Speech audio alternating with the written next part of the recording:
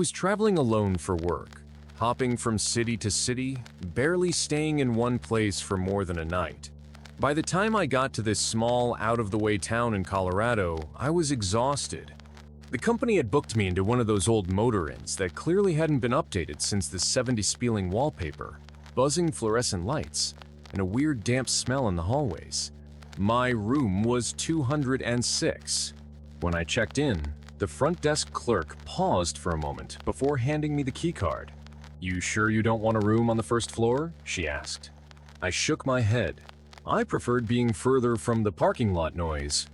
She gave a strange smile, like she wanted to say something more but didn't. Room 206 was at the far end of the second floor corridor. The hallway was strangely quiet. The carpet was old, worn down in the middle with years of footsteps, and it smelled like mildew and some kind of harsh industrial cleaner that didn't mask anything. I slid the keycard, the green light blinked, and I stepped in. The room was freezing. The AC unit rattled like something was stuck in it. I tried turning it off, but the buttons didn't respond. The bedspread had faded floral patterns that reminded me of something from my grandmother's house, and there was an old CRT television bolted to the dresser. I tossed my bag on the chair and sat on the edge of the bed, just trying to breathe and decompress. But then, I noticed eyed on the desk by the window was a single Polaroid photo. It hadn't been there when I walked in. I picked it up. It was a picture of the very room I was standing in, same curtains, same bed, same ugly green carpet. But in the photo, there was a person lying on the bed. A woman, pale, eyes open, staring straight at the ceiling. I dropped the picture. I turned in a full circle, looking around the room, my pulse already rising. I stepped back out into the hallway to check the door across the hall. It was 205. No room 204. I checked the other side. No room 207 either. I went back in, and this time noticed something else. There was a heavy floor-length mirror on the wall across from the bed. When I looked at it, I could see myself and the room behind me perfectly, except there was something odd about the reflection. The curtains in the mirror were blowing gently inward, like a breeze was coming through the window. I turned quickly, nothing. They were still. I stepped closer. In the mirror, there was something behind me, on the bed. A lump. Like someone had crawled under the covers while I wasn't looking. I spun around. The bed was smooth, but when I looked back in the mirror, it was still there. I reached down and touched the blanket, cold, perfectly made. But I swear I felt something shift beneath my hand. I ripped the blanket back. Nothing, just the mattress. I threw the mirror towel over it and dragged the chair in front. I didn't want to see anything else. I considered going back to the front desk, but I knew exactly what they'd say. Old hotel quirks. It would sound crazy to tell them a mirror showed something that wasn't really there, so I stayed. But I didn't sleep. I didn't sleep. I lay fully clothed on the bed, staring at the ceiling, the sound of the AC unit clicking irregularly like a metronome with a grudge. Around 3 a.m., I heard a knock. Not at the door, but from inside the room. 3 slow taps. I sat up instantly, my ears ringing with silence afterward. The knock came again, this time from the wall behind the mirror. I stood up slowly. The towel I had thrown over the mirror had slipped to the floor. The mirror was uncovered. In its reflection, the lump on the bed was back, and this time it was moving. It rose up slowly, like someone sitting up under the blanket. I turned around. The bed was empty, but in the mirror, the figure turned toward me. Its face was featureless, like clay before sculpting, smooth, pale, motionless. But its head tilted. It was looking right at me. I stumbled back, my legs hitting the chair. I grabbed my bag, but when I turned to the door, I froze. The reflection showed the door closed, but in real life it was wide open. I stepped toward it, adrenaline screaming in my chest, and then suddenly, slam! The door shut on its own, with a sound that shook the walls. In the mirror, the figure was now standing. Closer. No footsteps. Just standing. I turned again. Still nothing. My body was trembling. I went to open the door, but the handle wouldn't move. It wasn't locked. It just wouldn't turn. That's when the TV turned on. Full static, loud as hell. The room flickered in the glow of gray light, and in that light, I saw it. A shadow at the foot of the bed, not in the mirror. In real space, with me. I didn't move, couldn't. My voice caught in my throat. Then cold air rushed past me like a breath down my neck, and every light in the room went out. The TV cut to black. Total silence. And then I heard the most horrifying whisper right in my ear. You were the only one who stayed. I don't remember falling unconscious, but I must have. Because when I opened my eyes, it was daylight. Harsh, brilliant morning sun streamed through the window. The mirror was covered again with the towel. The bed looked untouched. The TV was off. The door was cracked open like someone had just stepped out. I grabbed my things and ran. At the front desk, I didn't wait in line. I demanded to speak to the manager. When he arrived, calm but clearly annoyed, I told him everything. The mirror, the noises, the door, the figure, the TV, the whisper. He listened with an unreadable expression and then asked, "You said, room 206? I nodded, breath shaky. He looked down at the register log, flipped a page, then said something I'll never forget. "Sir, room 206 has been under renovation for 3 months. The lock's broken. No one should have been in there. We didn't give you that room." My mouth went dry. I showed him the key. He took it, examined it, and shook his head. "This isn't ours. That's not one of our keys." I left without another word. Drove 8 hours straight. Never looked back. That night still haunts me. I've tried researching the motel, but it's gone now. Not renovated, demolished. No trace of room 206. Just a gravel lot and a new chain pharmacy in its place. But sometimes, late at night, when I pass by motel rooms lit with flickering static, I swear I can still hear that whisper, soft and cold in my ear. You were the only one who stayed.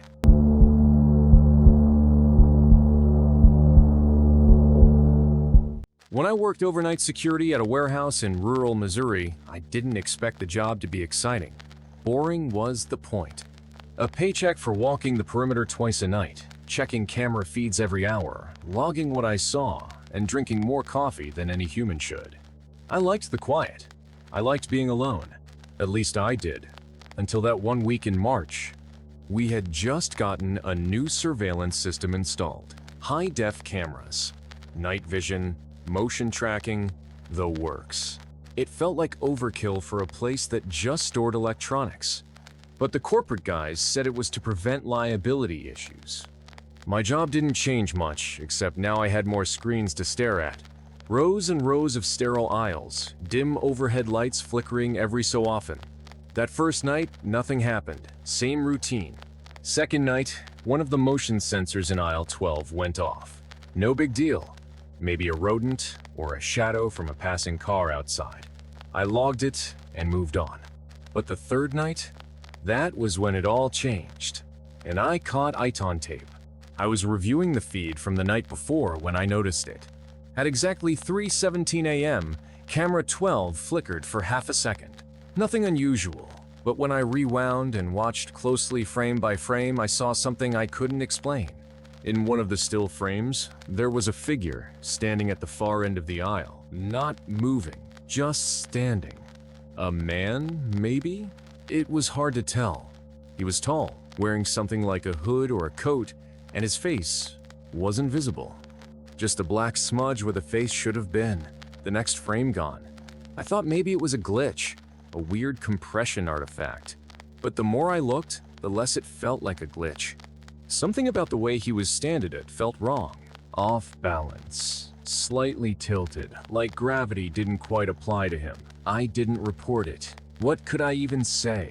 "Hey boss, there's a haunted JPEG in aisle 12. I let it go." That night, during my rounds, I passed by aisle 12. I slowed down, stared down the long row of pallets and crates. Nothing.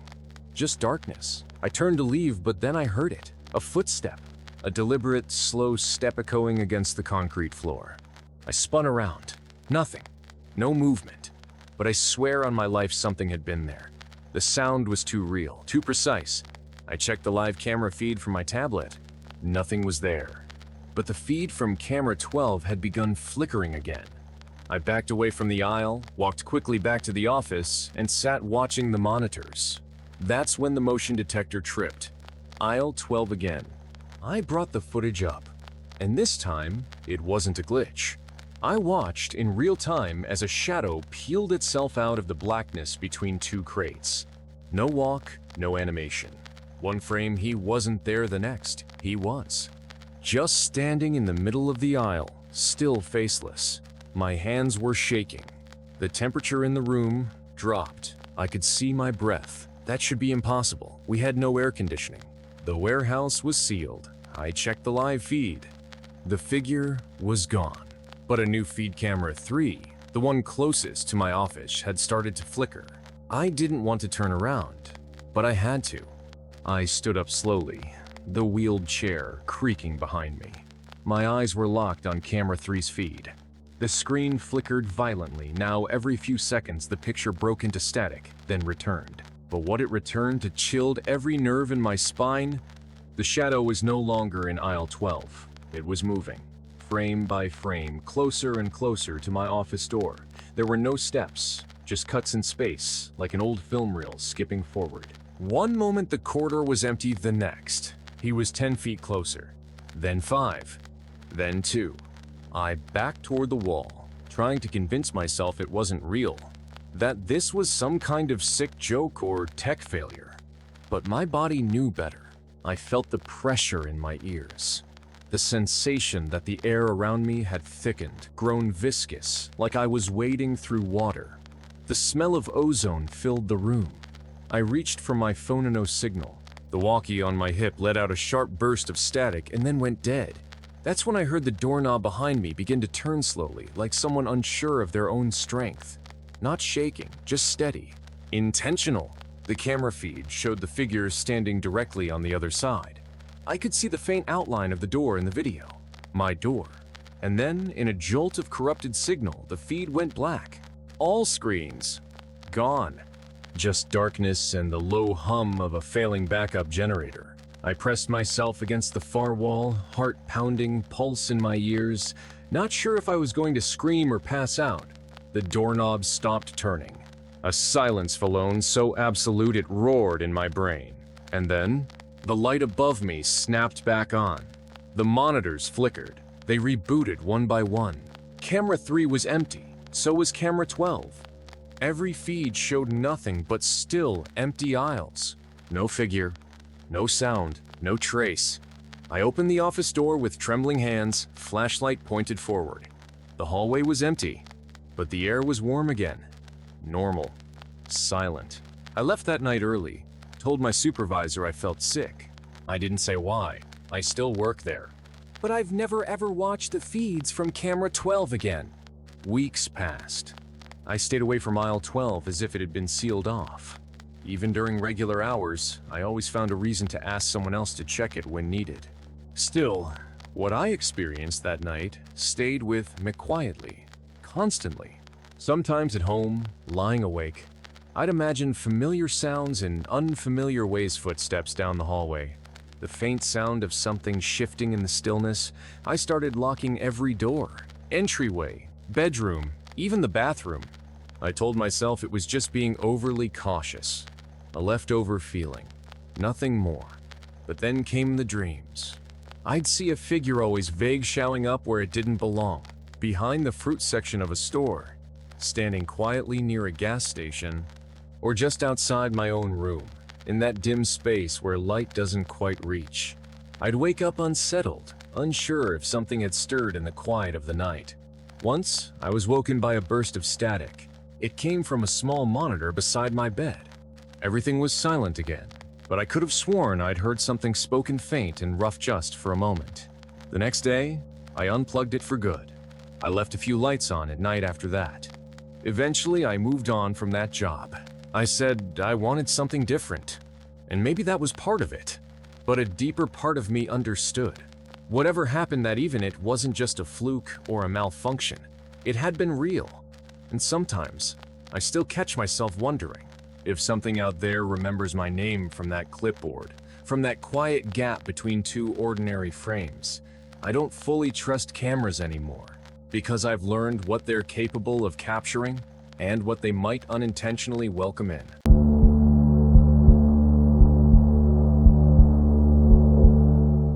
My Uncle Richard ran a small roadside motel about 2 hours outside Tucson.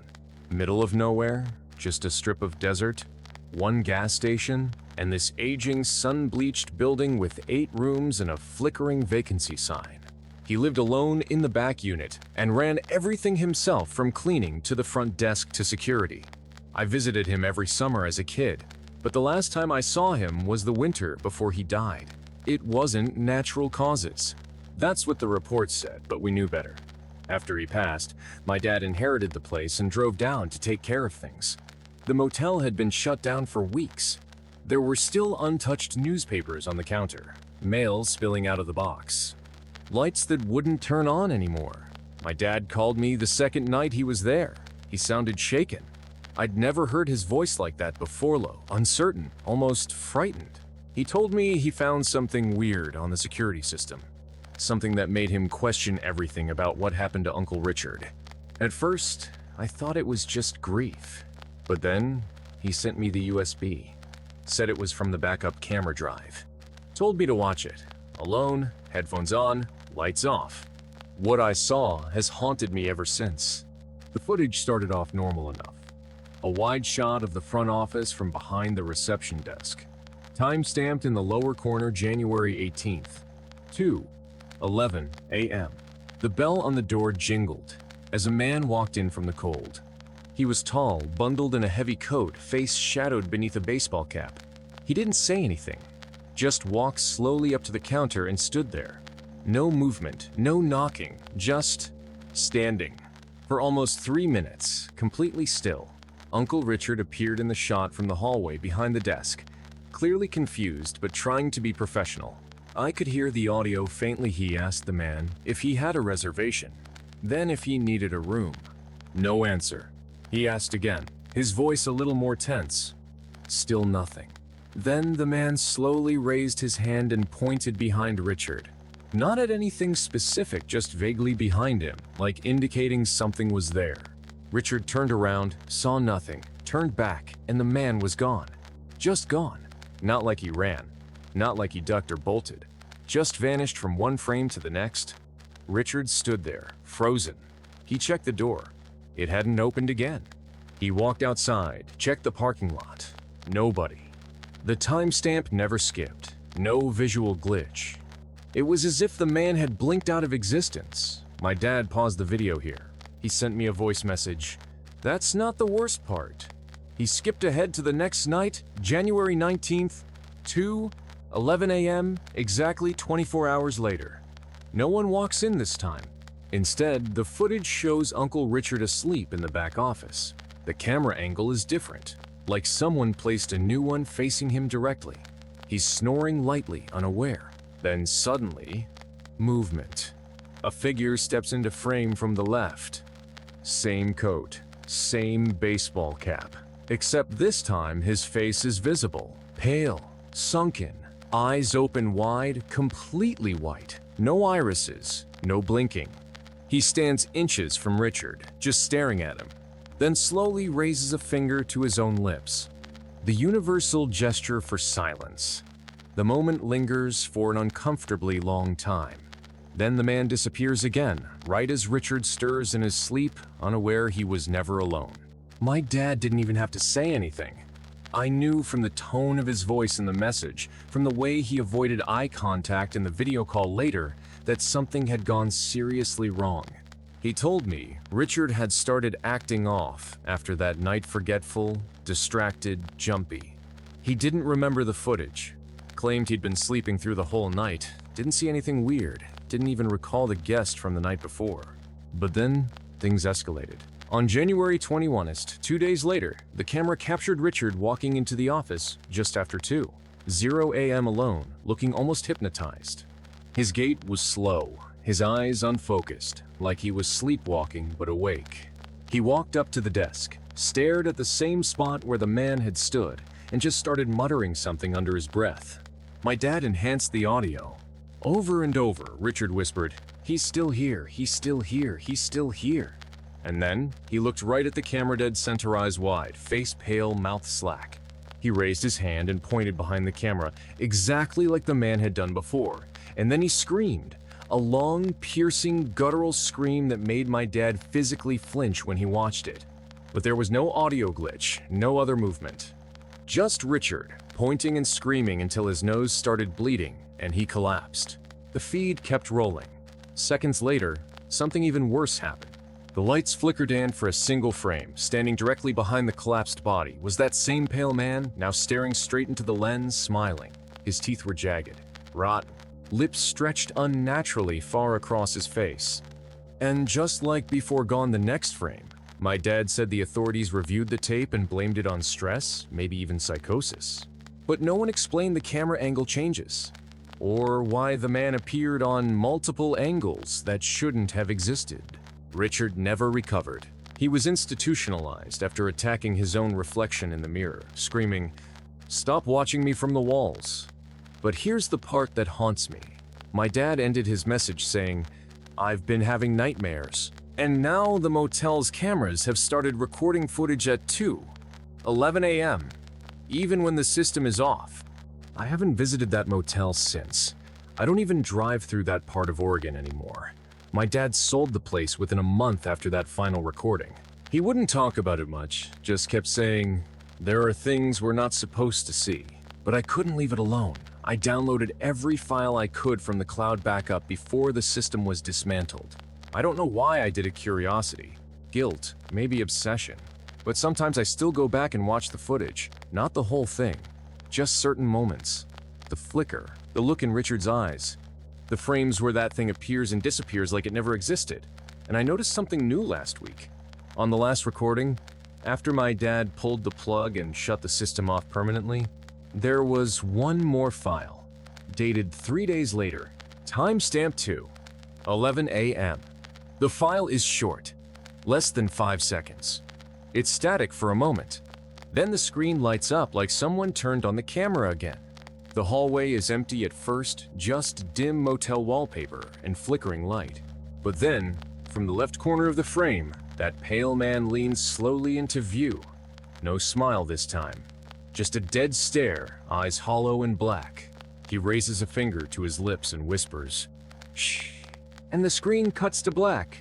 I've deleted the file multiple times, wiped the drives, burned the disks, but somehow, every night around 2:11 a.m., my phone buzzes with a corrupted video file I can't open named "You're Still Here" MP4.